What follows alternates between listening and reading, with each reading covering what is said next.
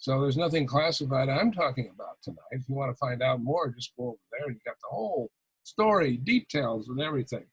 Okay, so that's what happened over there. So I couldn't find out anything from anybody. They're reluctant to talk about their church and anything about Masonry. So I figured, well, I'm going to have to join this church to find out something. So I joined the Mormon church, and when you join, you get baptized completely under the water, nothing up above.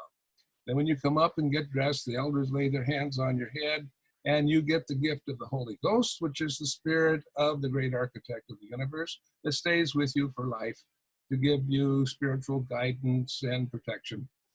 And then after that, you're adopted into the house of Israel automatically. And that's because Israel is the Lord's favorite people, the 12 tribes at the time in the Old Testament. So that's why we do that. So when Irving comes to lodge and he says, "How are you tonight, David?" I said, "Well, the Mormons adopted me into the house of Israel, so I'm Jewish tonight." And then when I see Milner, I say, "The Mormons adopted me into the house of Israel." And he says, "Stay there." That's what I get from those guys. So, okay, so they believe in young marriages. Here I am, young, never been married before. And they said, they called me in and they said, "Well, you've got to get married." They have singles groups by age groups that you can go to on Saturday night and meet some nice single girls. So, okay, they sent me to one of those. And I walk in there, and there's all kinds of beautiful girls my age there coming at me. And they invited me to dance. I didn't even have to ask them. So I'm out there on the dance floor, and they're getting romantic out there. They're rubbing up against me, and I'm thinking, hey, I think I'm going to like this church. So anyway, Frank, I see your name on here. Can you still see me? Can you still hear me? Yes, I can hear you fine. Okay, I just see your name on the screen. All right. So anyway, I'm enjoying myself at those singles dances. And some new guy came in there. And he sees, I think he had a few drinks. Mormon guys aren't supposed to drink. And he was new. He came in there and he sees a nice, attractive girl. And he came at her like this. And he says, "These are nice." And she went, "Ah!" like that. And then he left. So that was the end of him.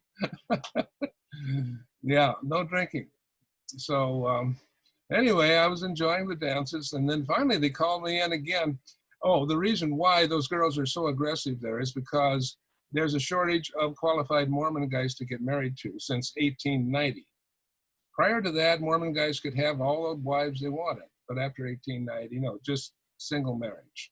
And the reason for that I'll give later on if you want to ask me about that. So that's why they're so aggressive at these dances, because they have to have a guy they can go to the temple with for a temple wedding, a temple sealing, they call it. They don't want to just get married, in a regular marriage. So that's the reason for that. So finally, they call me in again. They say, "Well, it's time for you to go to the temple." So if you have to go to the temple, they give you what they call a recommend. That's a card giving you permission to go to the Mormon temple. And there's 3 questions they asked back in those days. Now they ask 15 questions for temple recommend. But anyway, they ask, number 1, any immorality in your life? You're not reading dirty magazines or anything like that, or cheating on it? No, everything's okay there. Are you giving a full 10% of your income to the church? Not 10% of your take-home check. They want 10% of your gross. Are you doing that? Yeah, okay. And are you keeping the word of wisdom? That means no alcohol, tobacco, or tea, or coffee, anything like that. So everything was fine. They give me a recommend. I go to the temple, and you go in there, and the first thing you do, you strip down, and they give you what they call temple garments. These are special underwear that they wear for life, 24/7 for life. And in these garments, they're knee length, 2-piece, pure white, and they have 4 sewn in symbols into them. They have the knee symbol, that means bow down to the great architect of the universe. They have the navel sewn in, meaning be spiritually open to the great architect of the universe. And on top here, square and compass sewn into their underwear for life. The square and compass, and it means the same to them as it does for us. So then, okay, I got my garments on. I got my, what they call endowments. I go upstairs to the celestial room, and they're doing everything up there that we do in lodge. All of our secret ritual, everything is done up there. I was amazed. Women wearing aprons. I was just flabbergasted when I saw it up there. So they have a veil that represents heaven. And some guy stuck his hand out, and you're supposed to grab his hand. He gave me the secret grip of a master mason. If I wanted to go to heaven, I'd have to return that to him. That's what's going on in the temple, and that's what's still going on today. So after I got out of there, I found some guys finally that would level with me and tell me how this happened. Okay, the founder of the church was a guy named Joseph Smith, and he came from a very strong Masonic family. His father was a master mason. His two elder brothers were master masons, and he wanted to start a lodge in the Mormon settlement in Illinois, and he petitioned the Grand Master state of Illinois for a permit to do that, and which was granted. And he opened the lodge there. And also the Grand Master state of Illinois declared him to be Mason at sight, which means he is considered to be a master mason, even though he does not go through all of his degrees. I think he only had his initiatory degree, and that was it. But once the lodge was open, he initiated over 700 candidates out of that lodge. So it came time to build the first Mormon temple. And what does he do? He says he prayed about it, and the Lord told him, put all of your Masonic work into the Mormon temple, even if it's done by non-members. That's where it started. That's the connection between Masonry and Mormonism right there. That's the title of my lecture tonight. That's how it all got started. Joseph Smith, he's a guy in 1830, prayed about it, and he said, the Lord told him, the great architect of the universe says, put all of our Masonic ritual into the Mormon temple. So it's still done today. Any Mormon temple you go worldwide, and there's hundreds of them, you go in there, it's just like being in lodge. So there's the connection. That's the title of my lecture tonight, the connection between Mormonism and Masonry. There it is. That's how it got started, who started it, and it's still done today if you go there. So maybe you have some questions about that. I'll entertain questions at this time. I have a question. So we have Joseph Smith, as you said, right? 1830. Yeah. Now, he made an obligation to not reveal these secrets. What happened to Joseph Smith? Yeah, what happened? Know, but I'll let you tell it. Yeah, what happened to him? Nothing happened to him. So what he should have done, he should have been banned from Masonry forever for revealing all this stuff, but he never was. So there was something going on there that we don't understand, and it's still permitted today. All the church authorities allow this to happen. Well, and a lot of them are master masons. So, my understanding, Masons didn't take Mormons for a long time. Does anybody want to weigh in on that? There was a big stink between the two for a long time, and now it's all over. The Grand Master State of Utah is. Does anybody know the year that the ban went into effect and when it was over? Well, no, it wasn't really a ban. It just after 1830, finally the word seeped out. They're doing Masonic stuff in here, and we really didn't do anything about it.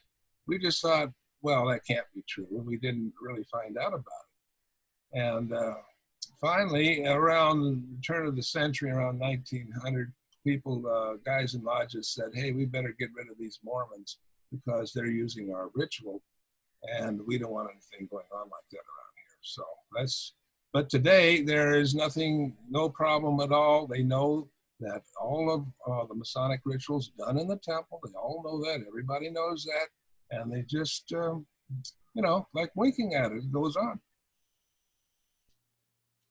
Like what would be the religious symbol, let's say, to the square? For them, the same as us. Exact same? Yeah, exact same. The meaning of everything is the same for them as for us. I heard that Joseph Smith was killed, and there was other people around him and the rumor was that Masons killed him. So that's the rumor I heard. I don't know if anybody wants to get in. Yeah, let me tell you about that. Get away with divulging the secrets. Let me tell you about Joseph Smith being killed. There was a newspaper in that Mormon settlement in Illinois that was printing unfavorable stuff about the church. So him and a bunch of his buddies broke into that church office and tore up the newspaper office and tore up the press. So he was arrested and put in jail, and a mob broke into the jail and shot him in the back. And as he went out the window trying to get away, he gave the grand hailing sign of a master mason. That's what happened to Joseph Smith. He was murdered. And his brother Hiram Smith as well. Well, yeah, I think so. I don't know the details about his brother, but I do about Joseph. Yeah, that's how he died. Some of the other past masters could weigh in. Irving, have you heard Worshipful? Have you heard anything? Maybe Bob Peterson or some of you guys heard anything about this? Edward? First I hear of it. Okay. The year was, I think, 1844 when he was killed. So he's 14 years after he started his religion. Frank, if you want to know everything, go to Google and search Mormon Church, and you will get Wikipedia with 26 pages of everything they did and everything we did. There's no more privacy anymore. One question. What was his name again? If you want to know about what I'm talking about tonight, go to Google on the internet and search Mormon Church, and on there, Wikipedia has 26 pages of everything the Mormons do and everything. Mormon Church and their rituals. Yeah. Everything's on 26 pages. Everything's out in the open. There's no secrets anymore. No more privacy. So if you need to know more detail, do that tonight. Go to Google. Did, by any chance, did the rise of the anti-Masonic political party have any connections with I guess, his dad? Political party had connections with what? There was a political party. It was called the Anti-Masonic Political Party. Oh, I don't know about that. Yeah, plenty of those going around. There was a lot of that. A lot of they were actually called, they were actually called the Anti-Masonic Political Party. Oh, there's tons of them, about 10 of them today out there trying to get rid of the church. Well, a lot of people saw Masons as the establishment because so many were in positions of power. And so they established a political party to kind of show that they're anti-establishment. So I don't know if it was a misunderstanding, but they did gain some traction. Well, U.S. Congress was into that. Remember I told you 1890, prior to that, the Mormon guys could have all the wives they wanted, and after that, just one. This is what happened. At that time, 1890, Utah was a territory, and it was under the authority of the U.S. government and the Army. The U.S. Army had a section of troops stationed at Salt Lake City, battalion there, and the commanding officer of that battalion was telling the church what to do, and they didn't like it. So the church petitioned the U.S. Congress for statehood. And the U.S. Congress says, not while you're doing plural marriage, you're not becoming a state. And it's not going to be the state of Deseret, it's going to be Utah. And so that's what happened. The president of the church declared that we're not doing plural marriage anymore. And that's what the date of 1890 was. 1896, they became a state. There's the politics behind it. But they still do plural marriage under the table. It's winked on up there. And if they find out, you're excommunicated. Plenty of guys have been excommunicated because they have several wives. Brigham Young had 26 wives all in one house there in Salt Lake City. How many wives do you have, David? Well, I'm sealed to my first wife in the Mormon temple. And I'm married civilly to my present wife I have now. So my first wife has made no attempt to break the sealing. So that means when we both die, we're going to be over in heaven, sealed to each other and sealed to our daughter, who is 38 years old now. We're all going to be sealed still over there, which I don't know what to make of that. I don't know what's going to happen over there. Brother David, that was very entertaining, and we appreciate you putting that together.